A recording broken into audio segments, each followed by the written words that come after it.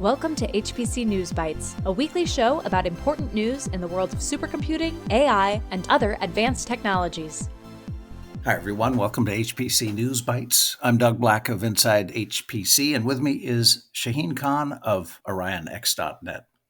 Along with the HPC industry's permanent appetite for more compute power, over the last few years has emerged a permanent worry about having enough power to supply the gigantic data centers serving the HPC-AI infrastructure. With that comes concerns about greenhouse emissions from power plants that run on fossil fuels. That has revitalized interest in nuclear power, a clean, if somewhat risky, power source. We've talked about nuclear power over the past year or so, including, for example, Microsoft's effort to bring back into operations one of the reactors at the 3 Mile Island facility in Pennsylvania, the site of a nuclear accident in 1979. We also, only half-jokingly, have said that HPC would be used to help perfect the use of small or large nuclear power sources. Argonne National Lab near Chicago was written up in the Wall Street Journal last week for its AI-based tool that can help design and run nuclear reactors at a time, as the journal said, when AI itself is feeding a power frenzy. Argonne's tool, the Parameter-Free Reasoning Operator for Automated Identification and Diagnosis, or ProAID, marks a technological leap in the nuclear reactor industry, according to the journal. ProAID is for new reactors, but it's also eyeing older nuclear facilities, many of which, like the one at 3 Mile Island, are suddenly interesting and eligible to be resurrected. Yeah, ProAID creates a digital twin and then monitors and uses AI reasoning to diagnose and issue alerts when something may not be operating properly. It's a great example of HPC and AI coming together and points to how these complex systems need to blend physical reality with physics-based modeling and agentic AI automation. The tool also has training benefits since it retains institutional memory and best practices that new and existing employees can tap to improve their skills. So kudos to Argonne. There are two pieces of news last week in the all-important area of advanced chips and geopolitics. Reuters quoted two sources who said that TSMC is under investigation by the U.S. Department of Commerce for violating export control regulations, and if found guilty, could face a $1 billion plus penalty. Allegedly, chips manufactured by TSMC for China-based design company SoftGo have ended up in Huawei's advanced Ascend 910B AI processor. Huawei has been on the U.S. trade restriction list for a number of years. TSMC is in such a strong position now that it'll be interesting how this transpires. There's another report that semiconductors, cell phones, and other electronics have been given a much broader exemption from U.S. tariffs.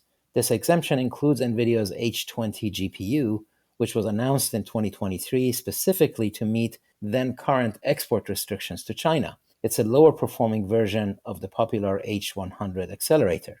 When the DeepSeek news indicated that lower performing GPUs may just do the job, Chinese demand for the chip shot up as local AI players like Tencent, Alibaba, or ByteDance all reportedly flocked to the chip, putting their combined orders at about $16 billion just for the first 3 months of the year.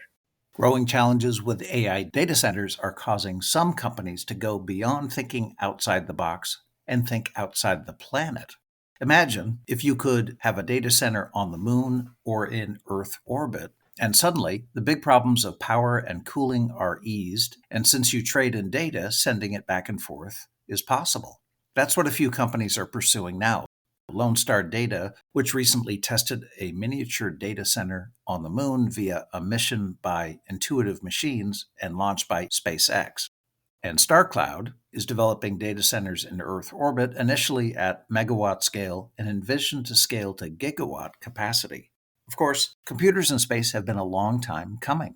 We remember HPE launching a system to the International Space Station in 2017. That system was called Spaceborne Compute 1, SBC-1, and was a proof of concept to see if commercial, off-the-shelf systems could operate in space for at least a year.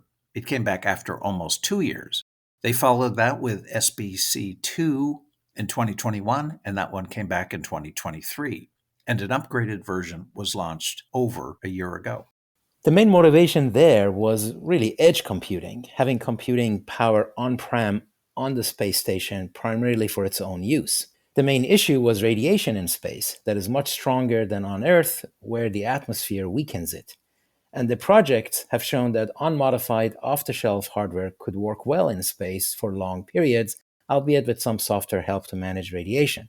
This time, the motivation is to build AI factories in space for use by anyone.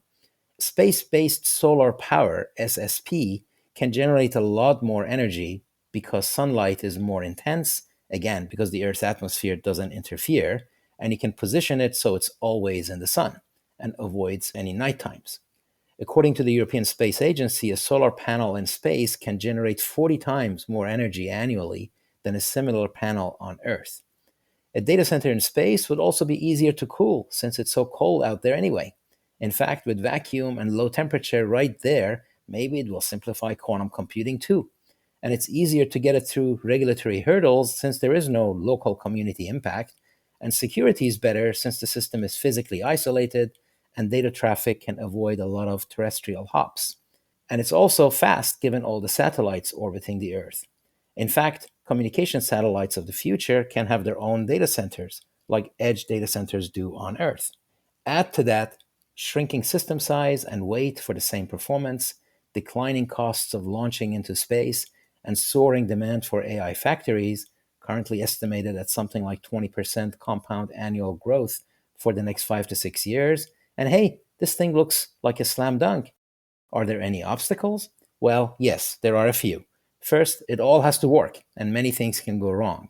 Then, launch costs are high, especially for larger cargo or assembly in space. There will be limited, if no ability, to repair systems. Cooling requires specialized systems, since there is much less gravity and no atmosphere. An object in space are already vulnerable to attack by adversaries, and highly prized AI factories in space could escalate that. Interesting to watch. What industry analyst firm Hyperion Research now calls the HPC-AI technical computing market has traditionally shown good growth with the occasional blip downward. But in recent years, with AI combined more tightly with HPC than ever before, the industry's growth is increasingly accelerating. Hyperion announced last Tuesday that the market for on-premises server storage, software, and maintenance, plus spending in the cloud, reached $60 billion in 2024. This is 23.5% year-over-year growth and the highest annual growth they've reported in decades. They also said AI is now used by more than 3/4 of all HPC sites around the world. Hyperion is projecting the overall HPC technical computing market will exceed $100 billion by 2028. Not just an Austin Powers-y kind of a number. Cloud usage would slowly grow to reach about 20% of that. All right, that's it for this episode. Thank you all for being with us. HPC News Bytes is a production of Orion X in association with Inside HPC. Shaheen Khan and Doug Black host the show. Every episode is featured on InsideHPC.com and posted on OrionX.net. Thank you for listening.